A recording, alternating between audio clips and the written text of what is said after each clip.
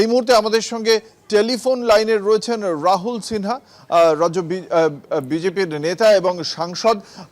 আজকে আপনাদের পক্ষ থেকে শুভেন্দু অধিকারীকে যে পরিষদীয় দলনেতা হিসেবে নির্বাচিত করা হয়েছে, বিধায়করা নির্বাচিত করেছেন।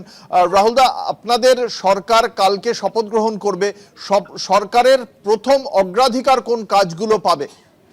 দেখুন, প্রথম হচ্ছে পশ্চিমবাংলাতে তৃণমূল কংগ্রেস যে গুন্ডারাজ কায়েম করে গিয়েছে, সেই গুন্ডারাজকে পুরোপুরি খতম করে এখানে আইনের শাসন প্রতিষ্ঠাই হচ্ছে প্রথম বিষয়।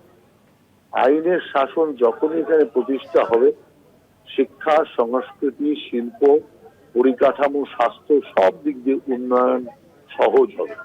আর যদি গুন্ডারাজ থাকে, তাহলে কাটমানি তোলাবাজির মাঝে কোনো ইন্ডাস্ট্রি হতে পারবে না, কোনো উন্নতি হতে পারবে না। অতএব সেই কারণে মানুষের সার্বিক উন্নয়নই হচ্ছে আমাদের প্রধান লক্ষ্য।